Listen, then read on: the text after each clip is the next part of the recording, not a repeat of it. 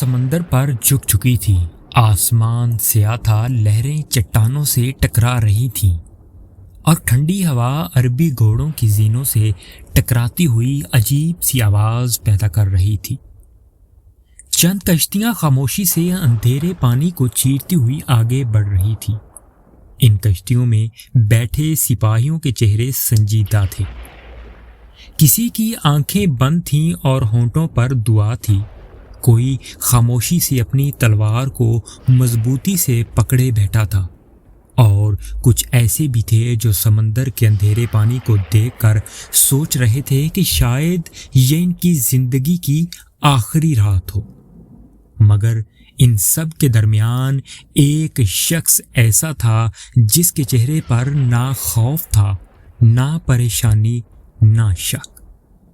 اس کی نظریں صرف سامنے ساحل پر جمی ہوئی تھیں، اور وہ جانتا تھا کہ اگلے چند دن صرف ایک جنگ نہیں بلکہ پوری دنیا کی تقدیر بدلنے والے ہیں۔ پھر اچانک وہ لمحہ آیا جس نے تاریخ کو ہمیشہ کے لیے بدل دیا۔ ساحل پر پہنچتے ہی اس شخص نے اپنی فوج کو ایک ایسا حکم دیا جسے سن کر سپاہیوں کے جسم کانپ گئے۔ حکم یہ تھا کہ تمام کشتیاں جلا دو۔ چند لمحوں کے لیے ہر طرف خاموشی چھا گئی۔ سپاہیوں نے ایک دوسرے کی طرف دیکھا، کچھ کے چہروں کا رنگ اڑ گیا، کیونکہ ان کشتیوں کا مطلب صرف لکڑی کے ٹکڑے نہیں تھے بلکہ وہ واپسی کی امید تھی، وہ زندگی کی آخری ڈور تھی۔ مگر پھر آگ کے شعلے بلند ہونے لگے، ایک ایک کر کے تمام کشتیاں جلنے لگیں۔ آگ کے شعلے آسمان کو چھو رہے تھے اور سمندر کے پانی میں ان کا عکس ایسا لگ رہا تھا جیسے خود سمندر بھی جل اٹھا ہو۔ سپاہیوں کے دل تیزی سے دھڑکنے لگے۔ اب ان کے پیچھے صرف سمندر تھا اور سامنے ہزاروں دشمن، واپسی کا کوئی راستہ باقی نہیں بچا تھا۔ پھر وہ شخص اپنی فوج کے سامنے آیا۔ اس نے اپنی تلوار بلند کی اور ایسی آواز میں بولا کہ سمندر کی لہریں بھی خاموش ہو گئیں۔ لوگوں، اب بھاگ کر کہاں جاؤ گے؟ پیچھے سمندر ہے اور آگے دشمن۔ اللہ کی قسم، تمہارے لیے اب صرف دو ہی راستے ہیں، فتح یا موت۔ معزز سامعین، یہ الفاظ آگ کی طرح سپاہیوں کے دلوں میں اتر گئے۔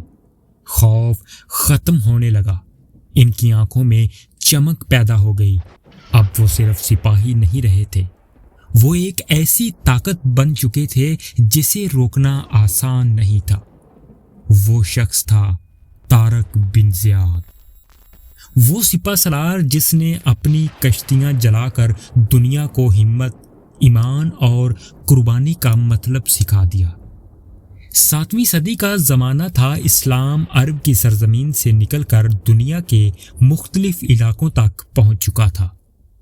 مسلمان جہاں بھی جاتے صرف تلوار لے کر نہیں جاتے تھے بلکہ عدل، علم اور اخلاق بھی ساتھ لے کر جاتے تھے۔ معزز سامعین، شمالی افریقہ کے کئی علاقے اسلامی سلطنت میں شامل ہو چکے تھے اور وہاں کے گورنر موسیٰ بن نصیر اپنی بہادری اور ذہانت کی وجہ سے مشہور تھے۔ انہی دنوں ان کی نظر ایک نوجوان سپاہی پر پڑی جس کی بہادری باقی سب سے مختلف تھی۔ جنگ کے میدان میں وہ ہمیشہ سب سے آگے ہوتا، دشمن کے حملوں سے نہیں گھبراتا، اور اس کی آواز میں ایسا اعتماد تھا کہ سپاہیوں کے حوصلے بلند ہو جاتے تھے۔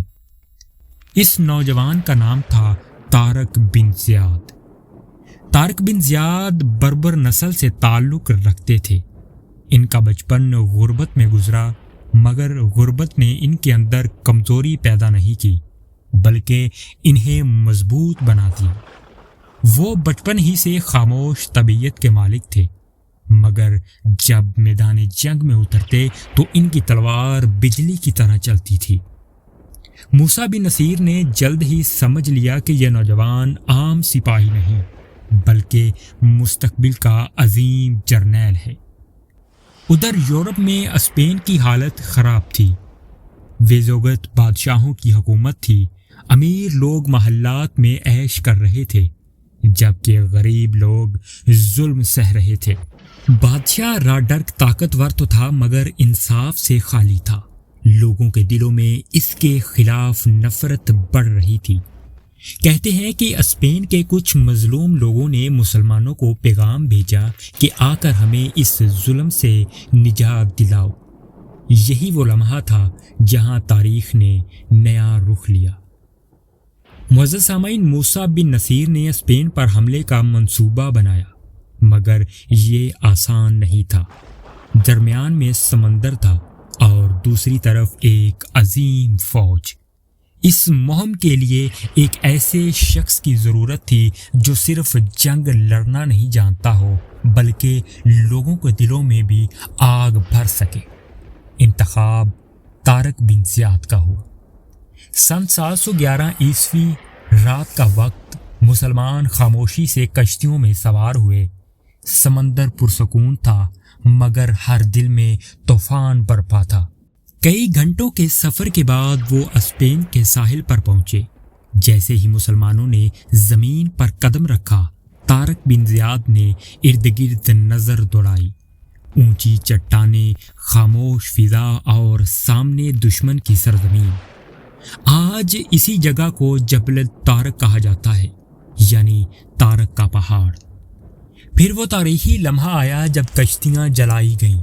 کچھ سپاہیوں کے دلوں میں خوف پیدا ہوا، مگر طارق بن زیاد جانتے تھے کہ اگر واپسی کا راستہ باقی رہا تو کمزور دل لوگ بھاگنے کا سوچیں گے۔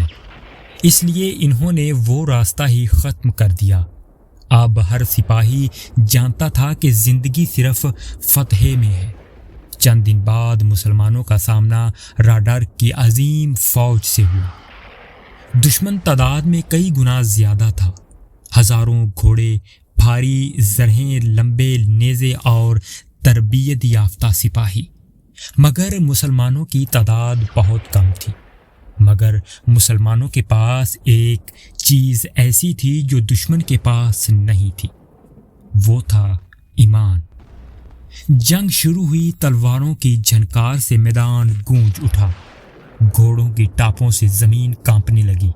ہر طرف گرد خون اور چیخوں کی آوازیں تھیں۔ مگر اس ہولناک منظر کے درمیان طارق بن زیاد ایسے لڑ رہے تھے جیسے انہیں موت کا خوف ہی نہ ہو۔ وہ اگلی صفوں میں موجود تھے۔ جب بھی کوئی مسلمان سپاہی کمزور پڑتا، طارق بن زیاد کی آواز اس کے دل میں نئی طاقت بھر دیتی۔ معزز سامعین، جنگ کئی دن جاری رہی۔ آخرکار وہ لمحہ آیا جب دشمن کی صفیں ٹوٹنے لگی۔ راڈرک گھبرا گیا۔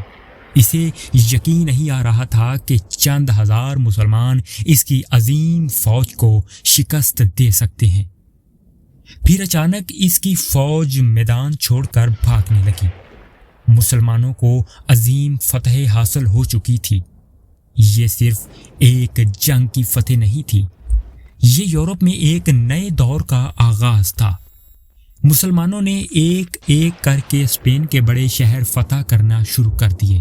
کرتبہ، غرناطہ، تلیتلا، ہر شہر میں عظیم تہذیب کا سورج طلوع ہونے لگا۔ مسلمانوں نے وہاں عظیم لائبریریاں بنائیں، علم کو فروغ دیا، انصاف قائم کیا اور ایسی تہذیب پیدا کی جس کی روشنی صدیوں تک یورپ کو جگمگاتی رہی۔ مگر ان تمام فتوحات کے پیچھے ایک نام ہمیشہ گونجتا رہا۔ وہ نام ہے طارق بن زیاد۔